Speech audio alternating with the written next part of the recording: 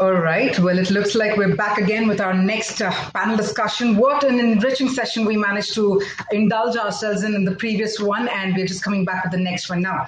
As for the results of a survey conducted by the Rakuten Insight in June 2020, majority of respondents across all age groups used food delivery apps more as the country had imposed closure on all the restaurants and dining establishments due to the COVID-19 pandemic. About 44% of respondents stated that they ordered more through delivery apps as they practiced social distancing and wanted to minimize the time spent outside the home. This highlights the growing share of the dark kitchens in the entire dining ecosystem. So to talk more about the changing dining scenario, we in fact have the names that we ourselves, sitting at the comfort of our home, have also been ordering food from, enjoying the food. So yes, we have our fabulous set of panelists joining us right away. Let me take exactly a couple of seconds to introduce. We have Chef Saransh Goila, who's a celebrity chef and founder of the Goila Butter Chicken. We have Chef Kaushik S, who's a celebrity chef and founder of Eatitude. We also have with us Mr. Vishal Jindal, co-founder and CEO of Biryani by Kilo, and Mr. Pravesh Pandey, director partner, Big Brewski Brewing Company. And to put all the thoughts together to extract perspectives, we have with us Mr. Rajat Tuli, who's a senior principal with Kearney. And I believe we are probably just waiting for one more panelist to join in from Big Brewski. While that happens, I'll request Mr. Rajat to please introduce the topic, introduce what's in store with your insights. Over to you then.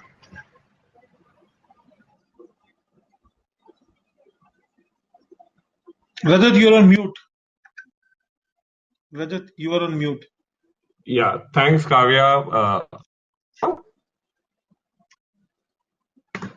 Audible?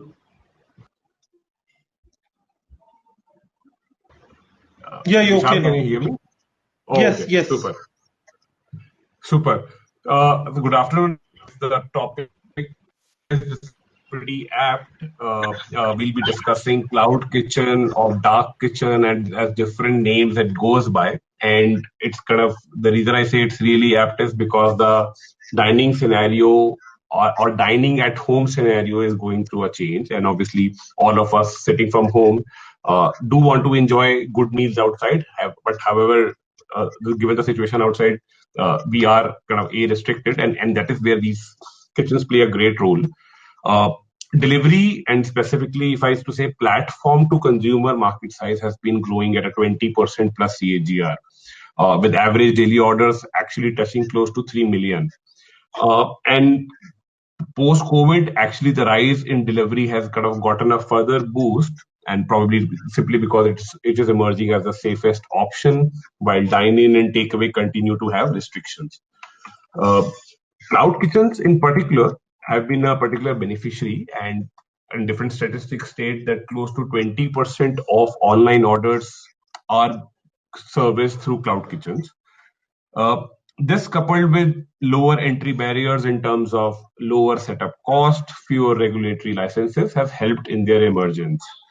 And there are a number of cloud kitchens models in the market, some being pure play, some are a bit hybrid, some are independent cloud kitchens, while there are many which are multi-brand.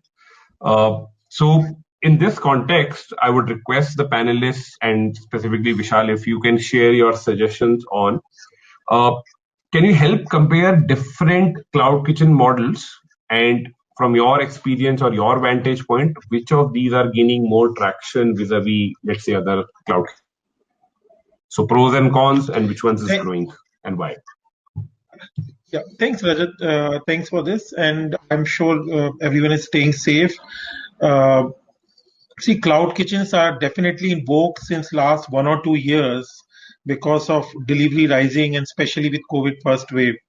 See, at Biryani by Kilo, we have been running delivery kitchens for last 5 years, even before cloud kitchens came in vogue. Because we, first of all, I think a couple of things here. See, it's very easy. See, cloud kitchen, how we look at it is only the hardware piece of it. It is like saying ki WeWork is giving you office. So cloud kitchen is a hardware piece of it. But finally, what we are delivering is food. So what anyone who's running a cloud kitchen has to focus on is the quality and consistency of the food. Food is unlike a taxi or some other, low hanging, not fruit, or where people don't mind if they are taking a Ola and which taxi they sit on. But even if they go to Zomato or Swiggy, they really mind, especially if the average order value is anywhere more than 200, 250 rupees, that what kind of food they're ordering, because food means taste, it means health, it means hygiene, it means, well-being, everything. So cloud kitchen, I'll again insist, for anyone who's starting or doing it, has to just be an enabler, that it is helping you not do a high capex to start with, which a dining restaurant requires, and not high rent. But having said that, cloud kitchens also require, higher delivery cost, higher marketing cost. So it's not just one size fits all. Or and we and Saransh, we were just discussing just before this, when the panel started live, that till 6-7 lakhs of sales, you're just making money either for the aggregators or for the landlords or labor, right? The profits don't kick in for the mostly for most people before 5-6 lakhs of monthly revenues. So, to repeat myself, the food is the hero here, the quality and consistency of it. And the focus of any food owner, F&B owner, should be on promoting that brand and that quality and consistency.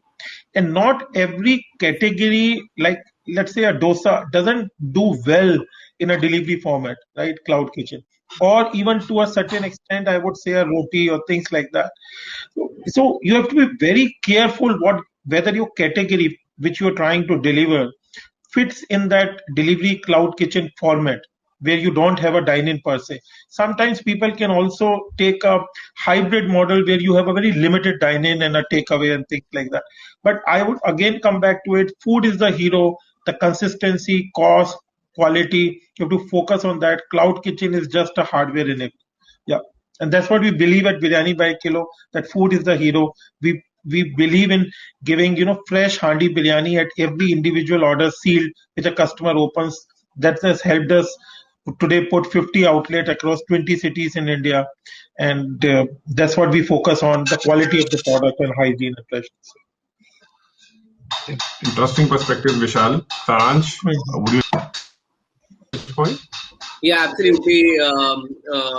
Thank you guys for having me over. And Vishal rightly pointed out that in this business you have to be an enabler, and which means that the product and the brand is key, and it all ultimately balances down to what is it that you're offering, the experience that you're offering to somebody. I know it's delivery and there is no dine-in, so hence that warmth or the service that you can provide in a restaurant, you technically cannot provide it in a box that reaches to somebody at their home, but you can still provide an experience. For instance, how he pointed out that it's a dum that they do for the biryani, and it's an experience when a customer opens that box, and hence there is a repetition.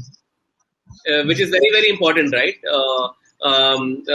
How do you get a person to order that same biryani or same butter chicken again?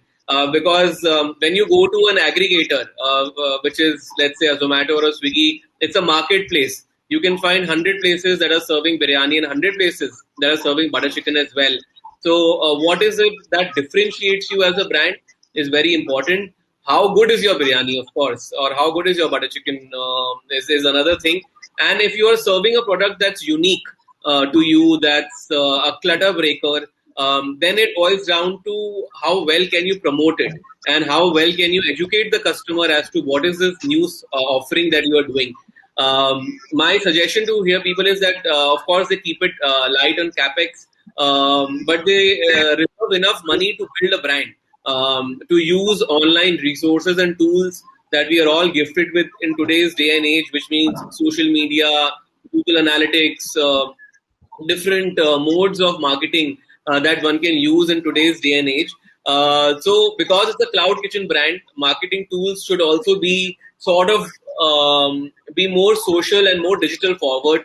That's my opinion on the same, because it will lead to direct conversion of business A, and it will lead to more recall value of the brand for the right TG, because a person who is on an app is anyway enabled and would have a WhatsApp, Instagram, Facebook, etc. on their phone. So hence, it means that you have to target that universe. Long story short, I think branding and communication is key. Food, of course, is of paramount importance. And if it's not tasty, you're not getting an order again. Thanks. That's really. If the food is not tasty, we'll not get an order again. I had a question, Vishal. There are a lot of new entrepreneurs who want to enter into cloud kitchen space. I also understand the Swiggy and Zomato are also entering this arena by providing infrastructural services. How do you compare, or how do I decide as a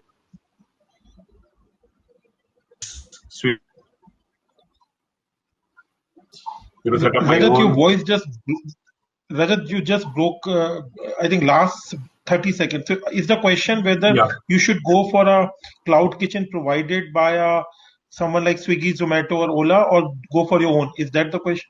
Yes. So, what are the pros and cons or considerations, if you will? So I think when you are getting a cloud, and there are a lot of people who are giving the hardware where they have 5 or 6 kitchens, cloud kitchens at one place, and you can share the resources. So I think that's a great strategy for someone who wants to, start a cloud kitchen, because you haven't made a huge commitment in terms of whatever capex it is required, or a rental contract which is for at least a mere year of lock-in. Most of the companies like Zomato, Ola, and so many other players you can have a month to month kind of a contract. So if it doesn't work, I would encourage a lot of people to go in for that first, to wet your feet. You don't have a full-fledged 1 year rental contract. You don't have a very high capex from day one, and you can learn for the first 2 3 4 months whether what you have thought, your hypothesis, is coming along. You can get your ops better, you can get your marketing and delivery better, and things, delivery experience better, and all that. But I think, having said that, after a certain stage there might be a merit, because every food business, it's not a cookie cutter business. Like, Saransh might require a tandoor or certain other paraphernalia. To a lot of these cloud kitchens, which are one size fit all, are 200 square feet, which is generally okay for most people. But you might need a location which is more closer to your catchment, or a size or equipment or things, or even you would like to protect your IP or your labor or things like that. So then there might be a merit, once you have understood the trade, to move on, maybe, and that depends on case to case basis, to a place of your own where you're more privacy, you can have things the way you want. But I think at least the first 5 to 7 lakhs monthly revenue, if one can get from a shared cloud kitchen, it's better. The first 5 to 7, once you hit the first 5 to 7 lakhs, then at least there's a merit to moving on. Survival is not the question here. Fair. And Saransh, please do add in case you want to kind of add to it. Otherwise, I can even move to the next question. So feel free to I think interject.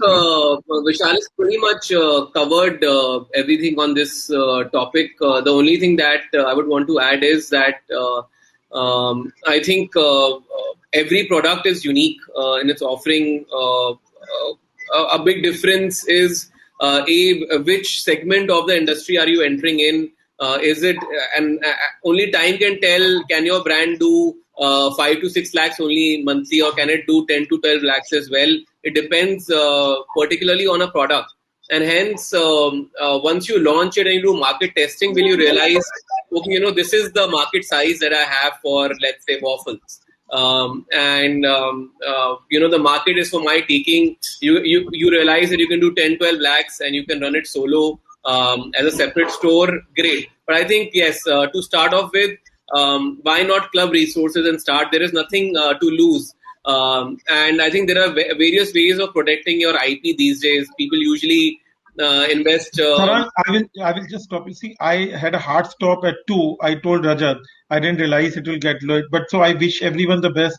But sorry, I'll have to leave. Thank you so much, everyone. Thank you. Bye. Thanks. See you, Vishal. Thanks, Yeah. Vishal.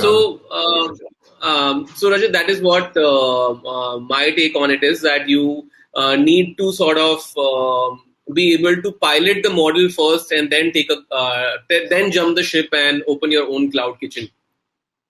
Understand. Saransh, from your vantage point, I mean, if I were to say pretty much the economics is what determines the success in this business, obviously, apart from the satisfaction that, people are appreciating your brand. In your parlance, what would be the typical profit margins a cloud kitchen or one can expect from a cloud kitchen vis-a-vis, let's say, a traditional restaurant doing online delivery?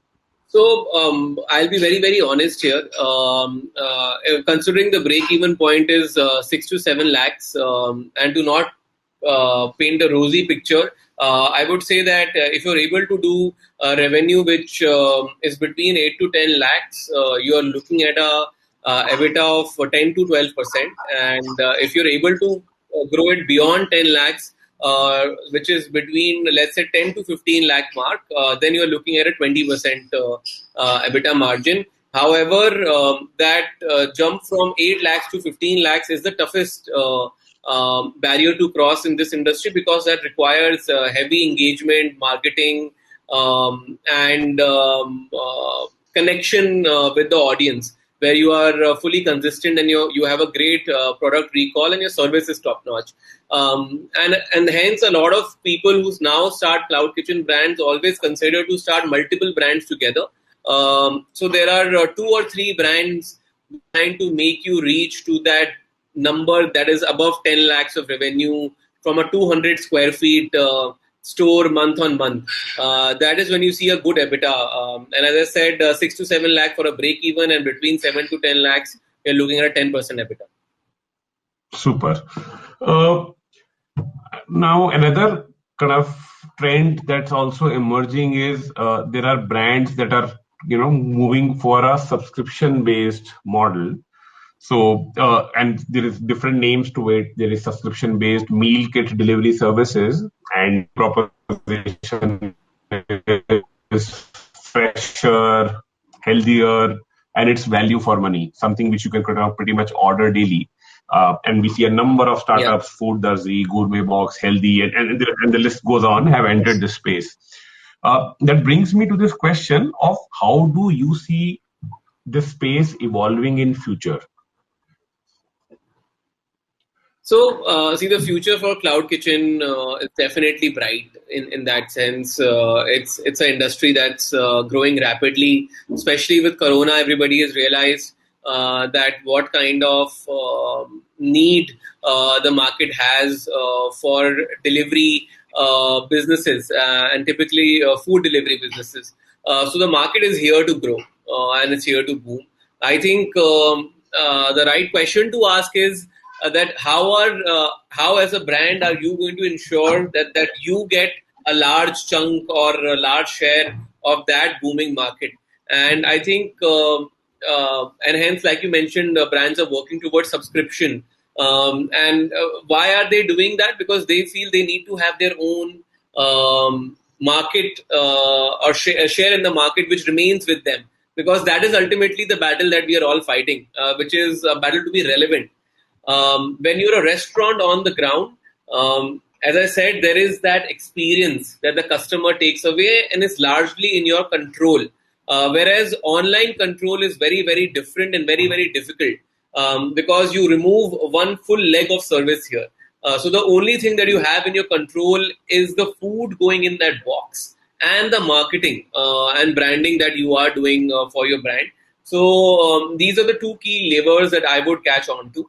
And I would say that anybody who's looking to build a cloud kitchen chain or a business in today's day and age needs to be very, very thoughtful about what's going to happen in the next 5 years. For instance, for me, because I run Goila Butter Chicken, I know that people are now looking to follow vegetarianism as a culture. They are engaging a lot in vegetarian food versus non-vegetarian food, and hence, as a founder, I need to be very, very proactive and conscious about the fact that someday I might have to drift away from selling chicken to selling paneer or to selling mock meat. There could be 100 different options that I might have to choose and evolve on. So I would say that if you are going to enter this segment, be sure of the product, be sure of the brand, and think of 5 years down the line. That where do you see this market as?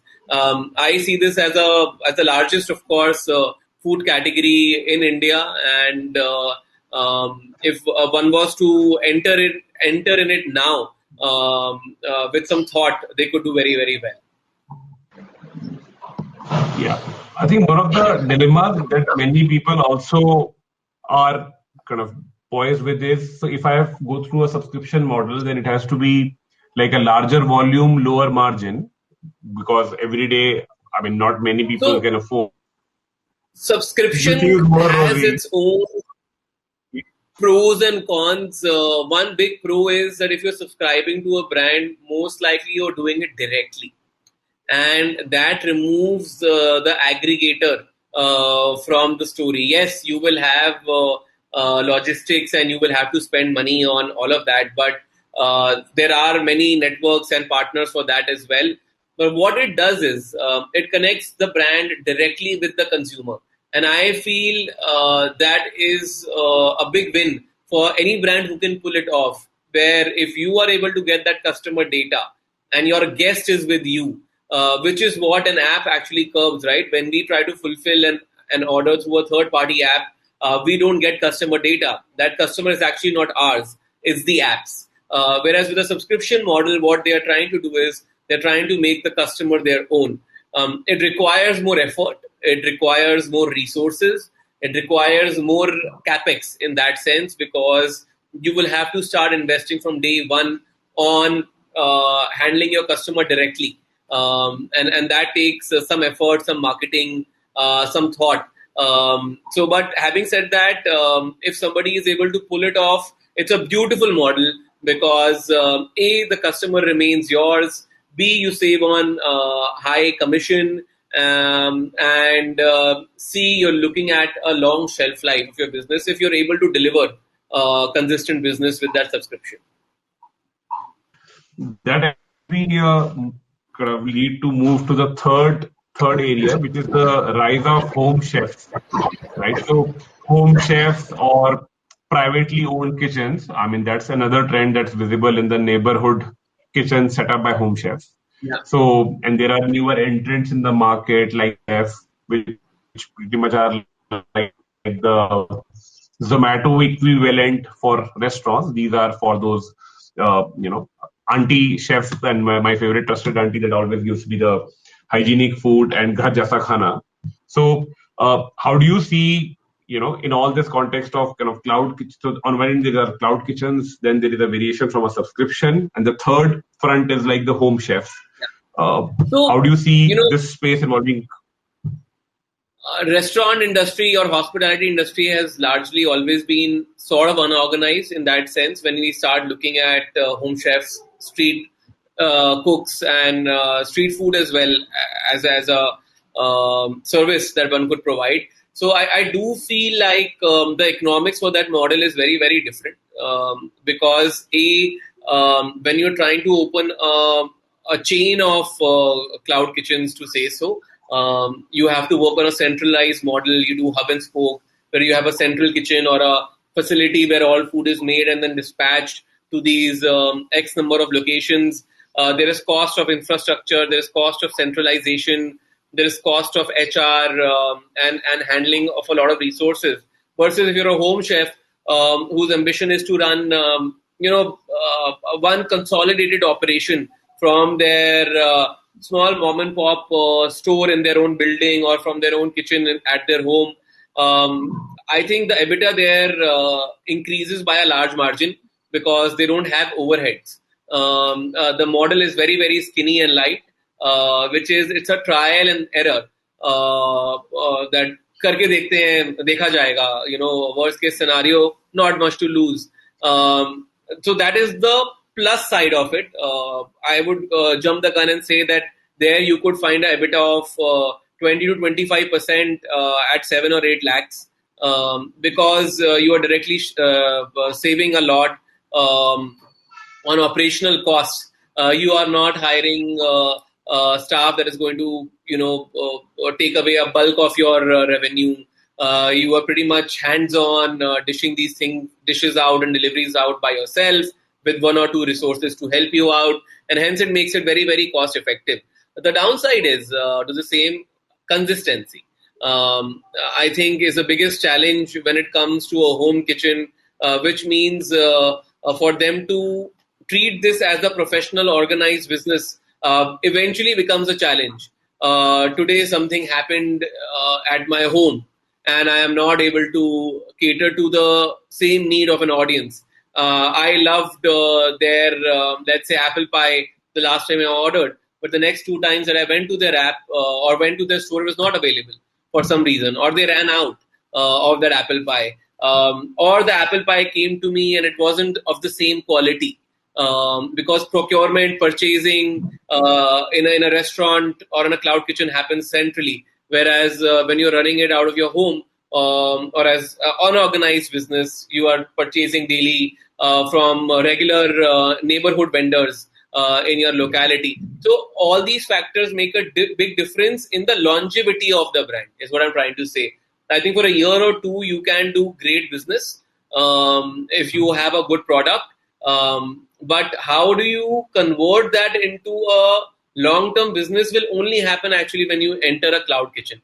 I feel it's a good place to start. Nothing stops you. There is no barrier to entry. But if you're looking for permanence, you will eventually have to move into a professional setup. Makes sense. And obviously, I guess it's also a menu innovation is another aspect that actually works a lot in food industry. People kind of get bored of the same thing, then they want to try new, right? So I like my trusted brand, but guess what? I had it like last week. I ordered something different, right? And hence the extent of menu, and probably that could be another challenge in this space, probably. Understand. I think we've discussed good on Cloud Kitchen. I think one of the key aspects that I would like to move on is packaging, because I think packaging is one of the key things that enables delivery, and we all know that a cuisine like a pizza and a biryani is much more amenable vis-a-vis, let's say, a dosa.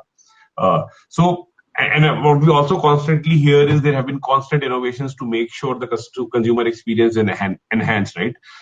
There are thoughts that can even the cold or the hot beverages be delivered while ensuring the same experience as a dine-in consumer. So Saransh, would be good to hear your thoughts on innovations in packaging, and why is it so critical to focus on this aspect from I think overall packaging really delivery has come a long way. Fair enough. I think, as I said, experience in this sense only happens when you receive the box and you open it. And that box or that bag makes all the difference, because it's your marketing tool. Not to forget that any box or any bag that you send to a customer, your branding gives you recall. If it's packaging or a bag that can be reused, gives you further marketing, because, as I said, treated like your banner. That think of your packaging as a place that customer can go back to, probably reuse if it's something that can be reused. It helps in brand recognition and recall. The second is a lot of innovation has happened in the sector. I would have never really thought of ordering, things like coffee or chai on a daily basis at home, right? We are all prone to making that coffee or chai at home. But now, because of the packaging, the fact that these drinks reach you piping hot, you don't even have to microwave them, changes the ball game altogether. And I think brands have become very, very smart. Like, I don't see any spillovers these days with my coffee or with any soup or with any liquid. You will see constantly this innovation where we have tight packing lids, which are also biodegradable. It's amazing that how we are very consciously shifting from plastic to biodegradable packaging. The biggest challenge biodegradable packaging would ideally have is that steam allows for a not so tight packaging, which means there is room for things to spill out or things to soak in moisture. And I think a lot of innovation is happening in that sector. In fact, ITC hotels, if I had to say, Dampuk, and these guys, they do a phenomenal packaging job with their products, where you get everything without any plastic, without a single ounce of plastic, and all this packaging keeps the food hot and again looks very beautiful. So there is that sheen and appearance also that adds to the brand's case study, right? So I think innovation in the packaging industry is large as well. Having said that, the more innovative or creative solution you go for, it adds to your, it takes away from your margin, which means currently we account for 3%, 3 to 4% of COGS to packaging, which means if my food cost is 30%, another 3% is going on packaging. And hence I need to be conscious of it. If I'm going to make it 5%, where am I going to recover it from? Am I going to charge that money to the customer, or am I going to absorb it as a company? Is something that we must all answer. So there's always a trade-off, and I think it's also subjective to the product. For instance, Biryani by Kilo is sending a matka, which will actually be costing them. It looks cost-effective, but it will cost them more because it's difficult to store. You can't stack up matkas. You need a separate SOP to ensure that you can have 1,000 matkas in a godown or in a 200 square feet kitchen. How do you do that? You have to invest. And hence everything comes at a small price.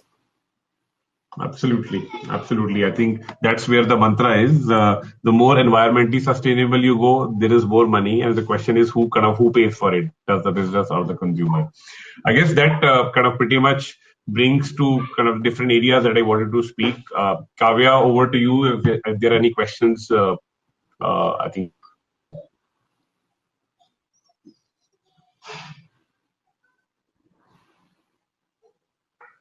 Kavya, you're on mute. Thank you, Saransh. And while that was a very engaging session, what we can do is, if it's okay with you, we'll take about 1 to 2 questions from the audience. Right? So one question that comes is, Chef, how do we ensure consistency in our products? Also, with hiring staff, how do we ensure we are on the same product, that the same product is sent out always? So consistency is the biggest challenge, whether you're running a restaurant or a cloud kitchen. I think the only way to be consistent is to break your recipe down like a food technologist would, which means you cannot have a recipe that is a few lines and you know how you see internet recipes, that ingredients and 5-6 method steps. For instance, our butter chicken recipe is a 4-page recipe, which does not mean that it's a very lengthy recipe and hence it's a 4-page recipe. That's because we've been able to break it down to small things, that if you're going to simmer it, at what temperature and at how many minutes should we simmer it. A lot of people say Indian food cannot be standardized. I disagree with it, because to be consistent, you need to apply science to anything, and hence you must think of it maybe like a baker. You know how bakers are very, very stringent. 130 grams of flour means 130 grams of flour, and hence we must all answer those questions on your recipe sheet, then on your food cost sheet, where it will also help you derive the right costing, where you consider things like water, steam, when you're calculating your food cost. And the last but not the least, if you're going to open a chain and if you're going to open a business which is running multiple stores, I believe it has to be centralized.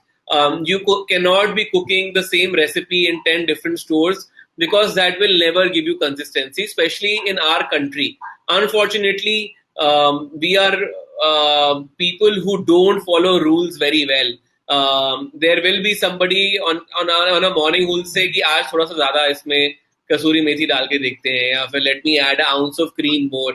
And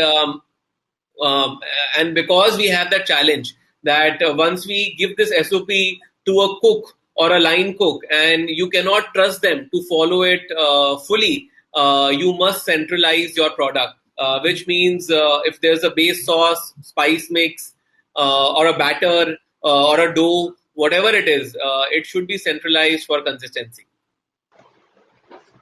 I believe those were some realistic inputs that we managed to get, and that was a question that was coming in from some of our audience members. The other questions, in some way or the other, have already been answered by you, Saransh, through Rajat's questions. So, on that note, I'd like to thank both of you. Towards the end, it turned out to be like a very interesting fireside chat, if I may put it that way. With technology taking away all the other speakers on the other side of the screen, it seemed like a very interesting chat between the two of you. So, thank you so much for joining us. Thank you, Rajat. Thank you, Saransh. Thank you, Kavya. Stay safe. Thank you very much, Rajat. Thank you so much.